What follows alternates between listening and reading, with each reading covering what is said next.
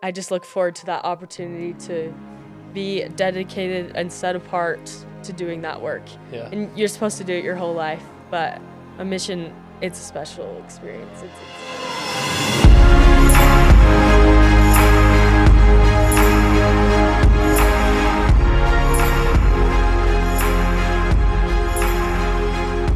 Hey everyone, welcome back to LDS Mission Stories. On today's episode, we will be doing things a little different. In the studio is not a returned missionary, but a future missionary. I have with me Ella. Welcome. Thank you. Thanks for taking the time to come and hang. Of course, I'm really excited to be here.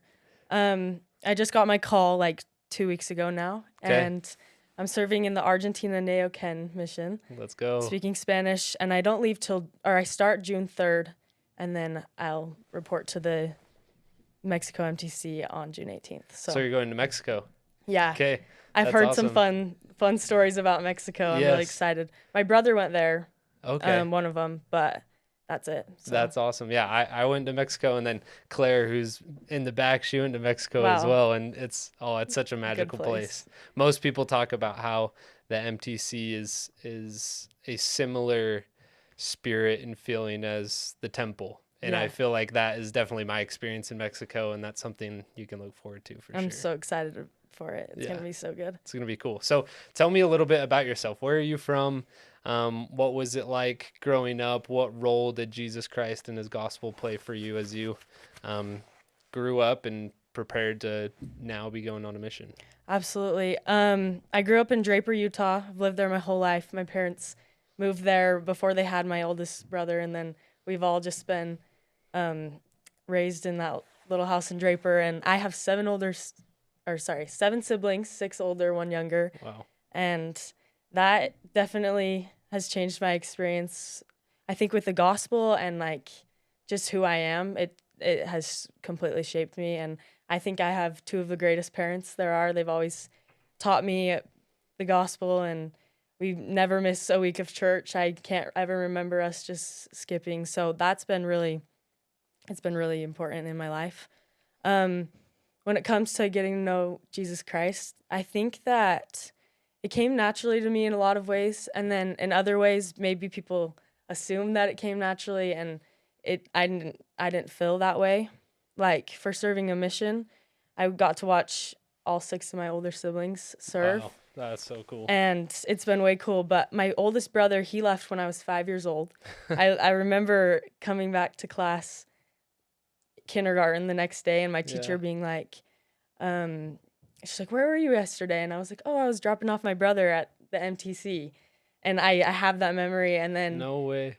Every year after that, it's felt like I've had a sibling on a mission. I mean, it's basically been nonstop. There's never been more than a 6-month gap of somebody in my family leaving on a mission. Way. So it's come like naturally, and every time they leave, it feels like, okay, like another one, and then they'll come back and it'll be good. But for me, I think I watched that, and I was always like, oh yeah, missions. And I knew that, like, I knew a lot about them, serving them from seeing all of my siblings do it, and I saw how much they grew, and it was like incredible. But I didn't know if I would do it for myself, honestly. Mm-hmm. I like to say that I always knew I'd serve a mission, but in a lot of ways, I just kind of, I never saw myself in their shoes. I just got to watch their experiences, and I loved it. But for myself, I kind of, maybe my freshman and sophomore year of high school, I thought maybe I'm not gonna end up serving a mission. And I think there was a few experiences that changed that for me.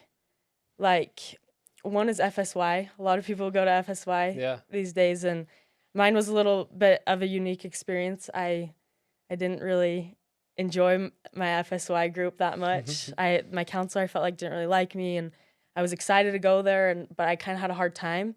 And I came back after that week, and even with having some struggles, I felt the best I ever had.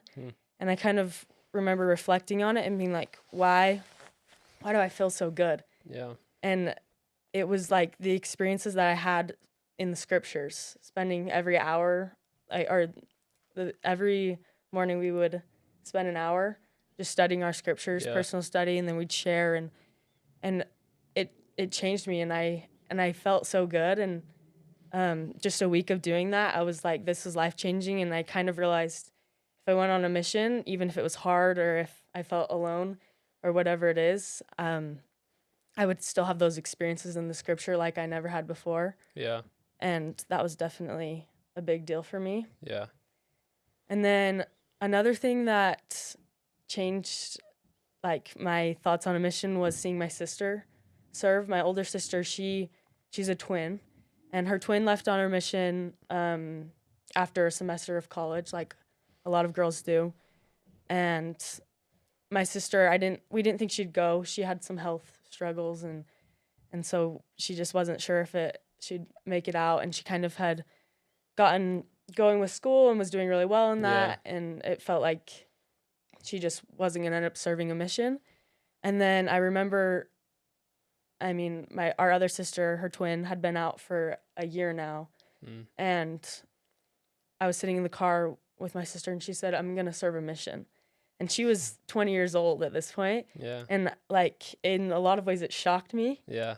But I knew that it was what she was supposed to do. I could feel it, and I was like, wow, like, and then she had a lot of after that, after her telling me that, she was working on her papers, and she had a lot of struggles with getting them in, and she didn't end up leaving till a year after she had told me that. So she was now 21. Wow. And she never doubted. She knew she was going to go on a mission. Yeah. She was really determined, but I was doubting the whole way. I was like, are you really going to do this? Like, you're already 20, 21, and you are almost done with school, and like you're dating and all these things. And I remember kind of being like, oh, if I was in that position, I think I would be like, oh, it's not what I'm supposed to do. Yeah. That's why I'm having so much opposition. But then I think back to when she first told me, and I knew that it was what she was supposed to do, and she hung on to that feeling. And so for me, that was super impactful. Yeah, I'm sure.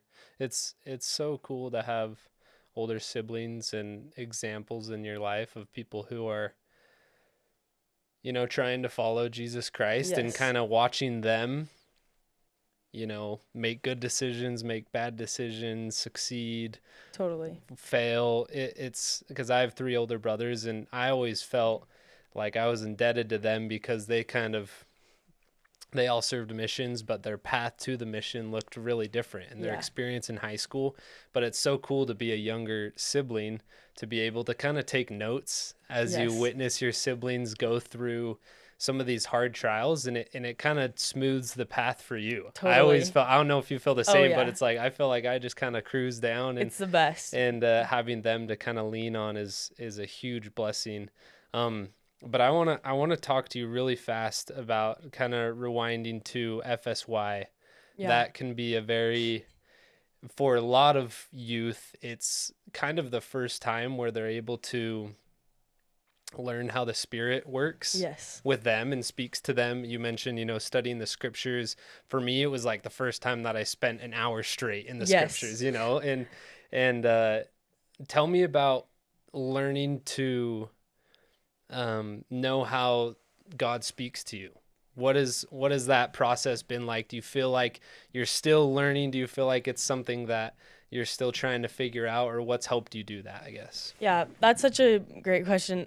I feel like they say it a lot, but like when you have kind of always had the Spirit with you, you don't maybe recognize when it's been there, the same as you maybe would if you had it missing a lot. Yeah. And so I think I struggled with that a lot. I would have times where I wouldn't be sure if it's the Spirit or just me. And Elder Bednar, he always gives that, what's the word? Like, he gives that recommendation, or he teaches that it doesn't matter if it's the Spirit or if it's you. Yeah. Don't worry about it. If it's good, it's from God. And that's helpful. But then when it came to like questions that I had, right, I was like, well, this one, I don't know what to do. Mm-hmm. And I have maybe two good options, and I don't know which way to take. And so navigating that for me was really hard. And I think a lot of it came down to creating those spiritual experiences for myself. I wanted them to kind of come to me and be like, oh, wow, like I really felt the Spirit here, and now this has strengthened my testimony. But but it takes a lot of effort, I think. And I feel like just recently I've gotten a lot better at hearing the Spirit, but it definitely took a lot of time. I remember praying and wondering what I was supposed to do. And I'm like, why am I not hearing the Spirit? And sometimes it just takes till that very moment. Yeah. And that's when you know, like, okay, this is what I'm supposed to do. And that's not always the way we want it. We want to know before. Yeah. At least I always want to know before. Right. Because I'm worried about how I'll do in the very moment. Yeah. But yeah, the blessings come after the trial of our faith. And so definitely having faith in God. But more recently, as I felt the Spirit become more clear to me, I think a lot of it is not, I love to impose my own will and wants on like the Spirit. Like I go into a prayer and I'm thinking, this is what I want him to say to me. And then when I'm not really sure what he's saying to me, then I don't want to listen if I have like another feeling that goes against, I'm like, no, that was probably just my own thought. Yeah. When it goes against what my will is and what I want. Right. And so just going into my questions and being like, whatever God wants and whatever the Spirit is telling me is true. Yeah. But definitely creating those spiritual experiences has helped me so much. And especially in the temple, that's where I've felt some of the greatest promptings. And then acting on the ones I get. Yeah. Even if they're little or they're just like something good. Right. Maybe it came from myself. Maybe it came from the Spirit. If it's good, it came from the Spirit. Yeah. But when you act on it and you act on those little promptings that the Spirit gave you, even when they feel so small, then you start to hear him more. Yeah. So. I love that you added that last bit of acting on it, because we, like you said, it's oftentimes we want answers to our prayers. We want, clear revelation instantly. Yeah. But there's a part of us that needs to, show God that he can trust us. Yeah. Why would he give us revelation if we aren't to act on it? And so I think it's kind of building that muscle, the repetition of just over and over, like seeking God's counsel, acting on it, following those promptings. There's in chapter 4 of Preach My Gospel, rely on the Spirit. Hopefully I'm sure you're getting more familiar with Preach My Gospel. There's a section titled Learn to Recognize the Promptings of the Spirit. And it says, let's see, this second paragraph here, this is on page 106 for anyone that wants to go and study this part. It says, communications from the Spirit can feel different to different people. Regardless of how these communications feel, the scriptures teach how to recognize them. For example, the Spirit will edify you and lead you to do good. He will enlighten your mind. He will lead you to walk humbly and judge righteously. And this goes on to teach so many amazing, applicable things. And then there's a Elder Bednar quote to back it all up. But one of the first things that you mentioned with FSY is your experience with the scriptures. And then you kind of doubled down on it. It's like, if you want God to speak to you, read the scriptures. If you want to speak to him, pray, right? Tell me, so you've kind of explained to me how you've been able to learn how the Spirit speaks to you. Tell me how you've applied that in making the decision to go on a mission, and tell me about your experience filling out your papers, receiving your call. Just kind of lay that all out for me. Yeah. Well, reading the scriptures made a huge difference for me. And definitely when I started to prepare for my mission more and focus on that more, when I would go into my scripture study, I kind of had it in mind, and that changed a lot for me. I could feel like the Spirit teaching me what a mission would be like and how I could be an effective missionary, or even just like why it's important to be a missionary, because you just are seeing the Lord's missionaries, and really the best part about the scriptures and the Book of Mormon, especially for me, is just you understand Jesus Christ more than you have before, and his character, and then you love him more when you understand him more, and you want to do the same. Yeah. And through studying the scriptures, I started to feel that. And I think from like doubting whether or not I'd go on a mission when I was young, like earlier in high school to being more actively engaged in my scriptures, and then learning about Jesus Christ. By the time I'd strengthened my relationship with him, it wasn't like will I go? I should ask God more about it. Like I knew that it was what I was supposed to do because it was something I loved so much, and it brought me so much peace, and it taught me so much. And so that was a big deal. But with submitting my papers and getting ready with that, it took me a little longer than I expected. I kind of had an idea in my mind that I would leave as fast as I could. My birthday is in March 29th. Okay. And at the time, you still had to wait till you're 19. So I was like, I'll just do a semester, and then I'll put my availability as right after my birthday. And then maybe I'll get called after that second semester. Maybe I'll get called before, and I'll kind of just wait and see. But then I made the lacrosse team. Okay, cool. Because you're going to BYU. Yes, I'm at BYU. Let's go. I made the lacrosse team, and I kind of thought and prayed a lot about it, and I was like, well, maybe I should wait and just do those 2 semesters. It works a lot better with the season. And so I kind of held off because you have to wait till 6 months before.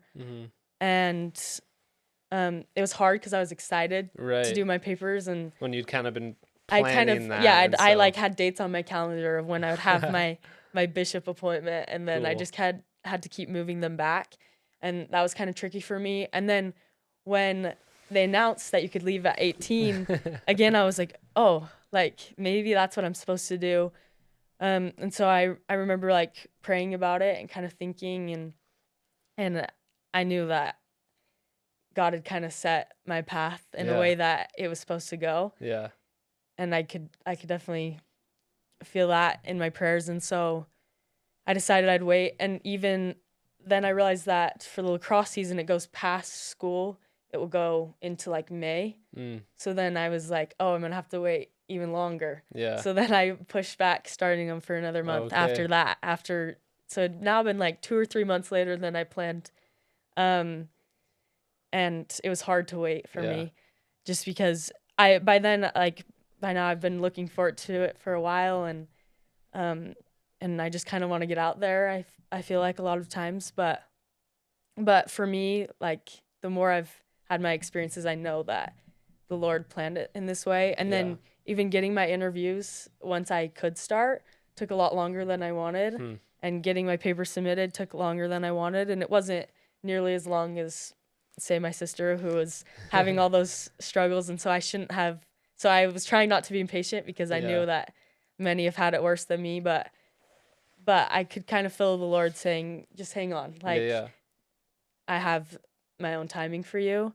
And then June 3rd, I'd say it's a good time. It's when I prayed about maybe leaving in January, when they first announced about that you could go when you're 18. Yeah. I kind of thought, like, the thought that came to me when I learned about my mission presidents and stuff, they will be done at my 1 year mark. So if I were to leave in January and had I got called to say mission and everything, then I would miss my second set of mission presidents. And I have no idea what that will mean. Maybe it won't be anything significant, but I know, or maybe it'll be a person. I don't know why the Lord would prefer me to go in June versus January, but I do know either one, he's preparing me and giving me experiences I need now. Yeah. And I can already see that. And then on the other side of that, preparing or giving me experiences I'll need later. Yeah. So trusting the Lord's timing, it can be hard. Yes. Like waiting, I mean, for me, it was like an extra 2 weeks of waiting after submitting my papers, thinking it would come 1 week, and then it didn't come, and then it didn't come the next week, and then it didn't come the next week, and it finally came. And I was trying hard to be patient because I'd watched my sister do it, but it was hard. I wanted to know where I was going. I wanted to know when I was going, and I wanted to set up my life in the ways that I wanted, but the Lord has his own timing. Yeah. And then another thing was something I've been thinking a lot about was the week leading up to my stake president interview. Mm-hmm. I love to read church books. I've always kind of loved to do that, at like least church for history or just anything like prophets, right now I'm reading biographies. Tad Callister's The Infinite Atonement, but Nice. I've read a lot of C.S. Lewis and a lot of I read The Divine Gift of Forgiveness. Okay. And that was like the first one I read, and it was like life-changing. Yeah. And every night since, I've been reading some sort of church book aside from my scriptures. Cool. And on this particular week, like that's just like hobby reading. I don't have to. It's sometimes the scriptures, I think maybe because I set myself up like, oh, I have to ponder these so much. Yeah. It can kind of feel like a big chore. And then once I get into it, I love it. But the lead up to it can be kind of hard. Yeah. But when it comes to those books, I just open them up and I just read them right before I'm going to bed. Yeah. Pleasure reading. And that week leading up to it, for some reason, I hadn't been reading my books at all that I read every night. And I hadn't really been reading my scriptures, which I'd been really good at doing. And I felt like even like just little things in life, like the music I was listening to, like I really felt like I was not myself. And I thought it was kind of a weird time for Satan to kind of jump in there. I was like, I'm just submitting my papers, like, and at the time I wasn't really thinking about that, but I could tell it'd just been a heavy week, and I could tell that Satan was influencing me more than he had been. Yeah. And I remember looking forward to taking the sacrament at the end of the week, and then I did, and I felt a lot of peace, and I finally got to my interview with my stake president, and it was such a spiritual experience for me. Like, my stake president, he took a lot of time with me, which I thought that was really nice. We just went over all the questions, and we discussed the gospel and what a mission meant to me. And then another thing was maybe somebody who's a little bit of a perfectionist. I wonder if I ever could be good enough, or if I'm ever really forgiven for the mistakes I've made, big or small. And I can honestly testify that those priesthood leaders, they can resolve that. And it was powerful. I just told him just a few of the things I had ever felt like I struggled with. And at the end of the interview, he asked, do you consider yourself worthy to represent the Lord? And saying yes. And then he asked, like, how do you feel?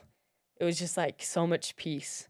Yeah. And I think for any person, honestly, there's no better opportunity than those mission interviews or maybe your temple interviews, when they're asking you all the things, and they want to know where your heart's at.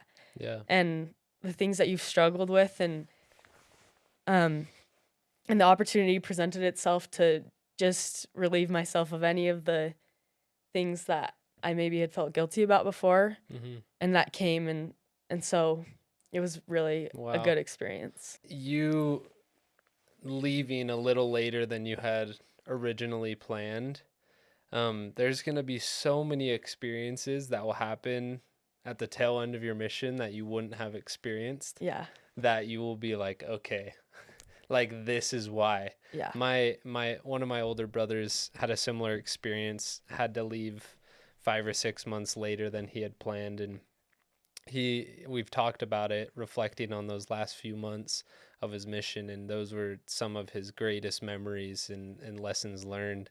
And it's just so true what you talked about. God knows what's up. He knows his plan is so much better than ours, and you'll see that unfold. It's interesting talking to you now, because most of the kind of interviews or conversations I have, like I said, are with return missionaries.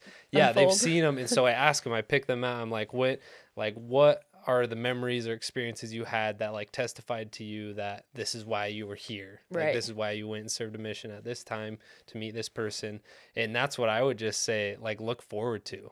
Like, when you set foot in Mexico, even starting at the MTC, I promise you, day one, you're going to be sitting in class, emotions are going to be everywhere. Yeah. You said bye to your family and your friends, and you left it all on the altar. Or maybe it's a weekend where it'll just hit you, and the parrots in Mexico will be chirping, and it'll be the prettiest day, and you'll meet some awesome missionaries in the same exact mental state and experience as you, and you're going to be like, okay, like this is it. Like, this is what I need to be experiencing. And so I'm so stoked for you. I'm so excited. It's gonna be awesome. Really quick, I'd love to talk about what are your worries of serving a mission? I kind of off camera talked to you before, like, you represent an audience that I really want to help out and connect with, helping them, with the pressures, the peer pressure of being a certain way. You talked about perfectionism, being a worthy, successful missionary. Like, what are your biggest anxieties right now about serving a mission? Yeah. Well, the biggest thing would just be leaving my family, leaving home, leaving those relationships. And I think that that's normal because those are really important. Yeah. And so I think everybody kind of feels that, like, oh, I don't know if I want to leave this life. And I felt like lately everything's been going pretty well for me. Cool. Like, I got to be on the lacrosse team. It just felt like everything was kind of lining up for me. And all of a sudden I'm like, oh, like, do I really want to leave all this? Yeah. And especially with lacrosse and sports, I know a lot of people can maybe relate to that too. It's hard to want to leave that because you don't know what it's going to be like when you get back. Mm-hmm. But I think I worry a lot about whether or not I will be as successful when the opportunity presents itself.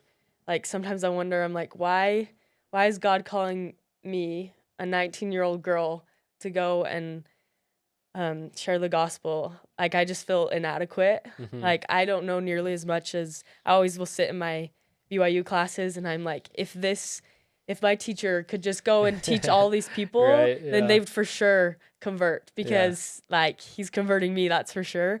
And I'm like, why am I the one being sent?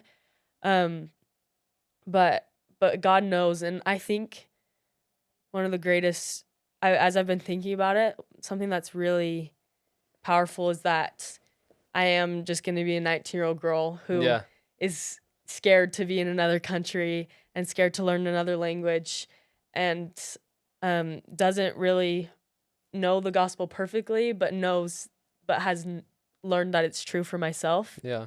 And so when I get there, whether people just let me in because they think I'm a cute, scared 19-year-old from America, what are you doing here? Yeah. Then when I testify that I know it's true, it's a witness of its truth, because you are out there sharing what you know to be true, and it takes a lot of courage to do that. And I don't feel like I have all the courage I need a lot of the time. I'm especially nervous about learning Spanish. Yeah. Spanish is amongst some of the languages, it's easier. My sister learned Thai, and wow. I always think, like, oh, if she could learn Thai in a couple months, then like, I'm gonna be able to learn Spanish. But I've always told people, like, I just don't have like the mouth for Spanish. Like, I could do it like another language. We have like French heritage. I'm like, I could speak some French, but I've like avoided Spanish all growing up. Like, I never took a Spanish class. I don't know anything. I feel like everybody knows more Spanish than I do. Yeah. So I want to be able to share the gospel. I want to be able to share what I know.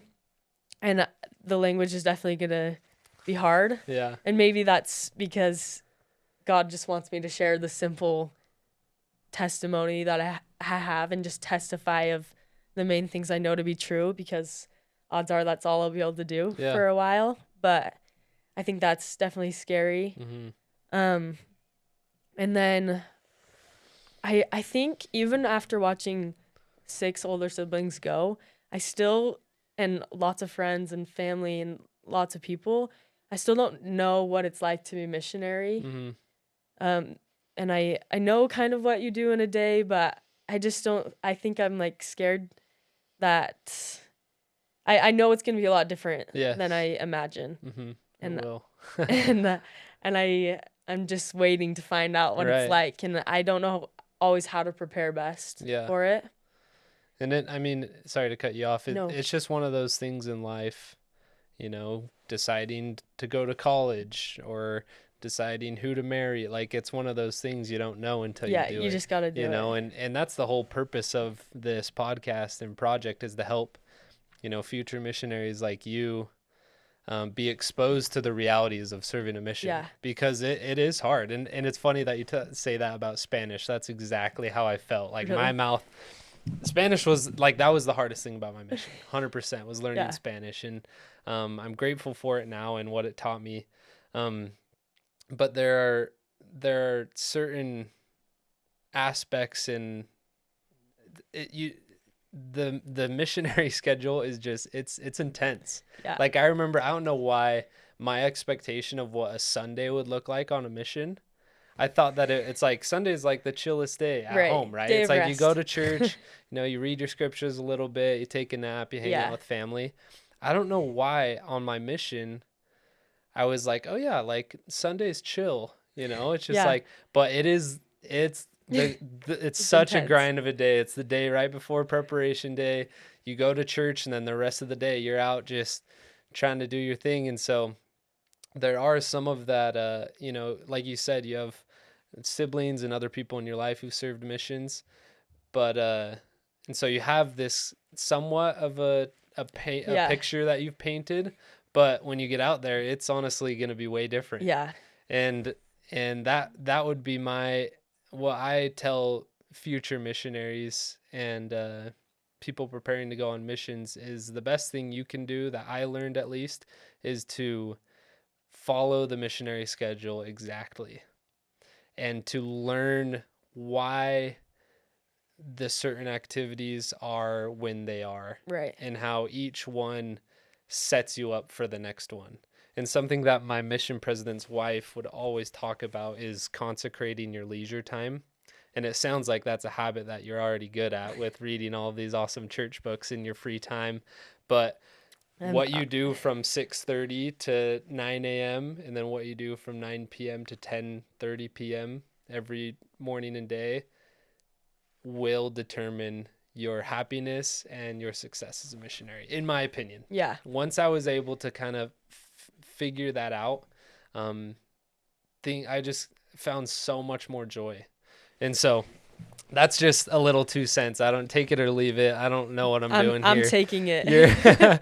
No, and it's so interesting to talk to you about this stuff. But kind of as we wrap up, I would love to hear. Do you have a favorite scripture that is kind of a go-to? This is kind of off the cuff, but is there a scripture that's helped you out as through high school, navigating whatever, or a certain story from the scriptures that you like? When I was at FSY, actually, this was like, and it's very popular, Alma 5, but I just marked up this chapter so much. Love it. And I always come back to it and I find more things to mark. But wow, it's taking me so long to flip to it. No, you're good. Kind of put you on the spot there. It's okay. This honestly this is my favorite chapter of scriptures.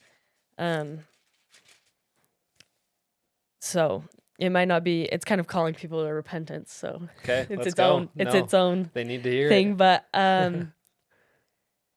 Alma 5, chapter 12, and then I'll read 14 too. Okay. It says, and according to his faith was a mighty change wrought in his heart. Behold, I say unto you that this is all true. And now behold, I ask of you, my brethren of the church, have you spiritually been born of God? Have ye received his image in your countenances? Let me try that again. And now behold, I ask of you, my brethren of the church, have you spiritually been born of God? Have you received his image in your countenances? Have you experienced this mighty change in your hearts? I'll read 15 too. Okay. Do you exercise faith in redemption of him who created you? Do you look forward with an eye of faith and view this mortal body raised in immortality and this corruption raised in corruption to stand before God to be judged according to the deeds which have been done in the mortal body? There's a few things I love about this. First, receiving his image in your countenance and having that change of heart. I think like countenances are something you can really see in people, and spending time around people who you just know they've received his image and their countenance, it changes you and you feel something different, and then you want to be like that. Yeah. And I know that when we see Christ someday, it's just his countenance is just going to be, I mean, it's Jesus Christ. That's what you're seeing in other people's countenance, and it's going to be amazing. And I look forward to that, because I know that just seeing people who have him in their countenances changes me. And so to see Jesus Christ will be life-changing on its own. But I really like how it talks about exercising that faith in him, and using your body and your mortality to work for God and exercise your faith. And it says, view this mortal body raised in immortality, and this corruption raised in corruption, to stand before God, standing out from the world. And every time I read it, I just feel more motivated to go and do that. That's what we've been called to do. And throughout this whole chapter, I mean, it kind of asks, well, do you think that you could be in the celestial kingdom with all these amazing prophets, having not done those same things? You think you'd feel comfortable there? And it's like, no, like, you have to put in the work and receive him in your countenance and exercise that faith. And it's hard sometimes. It's tempting to take the easier way, but that's definitely been a powerful verses for me. And when it comes to my mission, that's my opportunity. I think another thing that I get worried for is that I'll miss my opportunity when I'm on my mission, but because it's such a great opportunity and I've looked forward to it for so long. But I just look forward to that opportunity to be dedicated and set apart to doing that work. And you're supposed to do it your whole life, but a mission, it's a special experience. It's its own thing. It is. Wow, that's such a beautiful story, and there's so much to take away from Alma 5 that we can apply to us. It's almost like kind of quizzing us. Yes. Kind of asks us a couple questions, see where we're at.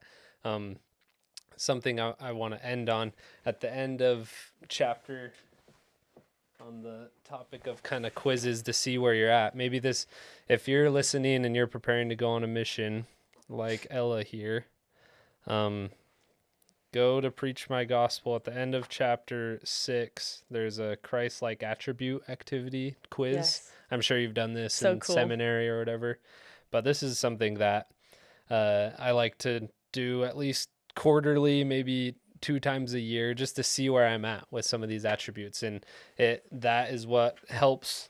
What you mentioned, carrying the countenance of Christ, and that's what you're about to do. That's what you're doing as you're preparing, as you're about to represent Jesus Christ in a full capacity and dedicate all your time. But Ella, you rock. This has been so eye-opening, and I hope those listening have taken some notes from you.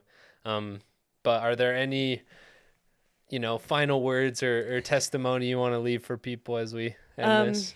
Yeah, I guess just my testimony of Jesus Christ and the ways that he's changed me. I've seen him work in my life, and when I finally understood the atonement and the power that he has to not only heal us from the mistakes we've made, but also from just our sorrows and the things that are hard. And he really is the savior of the world. And when you understand the atonement and you love it, it's life-changing. And it makes me want to share that with other people. And then also testimony of the Book of Mormon. I mean, honestly, I don't know a better book. I don't know better words. I don't know where I feel more peace. It is a testament of Jesus Christ, and it stands as such a good witness of him. And then the Book of Mormon has strengthened my testimony in Joseph Smith as a prophet, and the restoration of our gospel, and it's the best book. Yeah. And then finally, like for me, going to the temple, I'm really glad I got to receive my endowment in October. Yeah. And I've been able to go. But making those covenants with God and then coming to the temple and just feeling so close to him, it's so powerful. And I'm so grateful to feel Jesus Christ in my life and to feel closer to him through the covenants I've made, through reading the scriptures, and through learning about his atonement. And I love that. Yeah. That's so good. No, thank you for taking the time to chat with me Thanks today. for letting me come on. No, of course. Everyone, this has been Ella going to serve in Argentina, Neuquén mission. Okay, Argentina. Wish her luck in the comments below, and we'll catch you on the next episode. Thanks.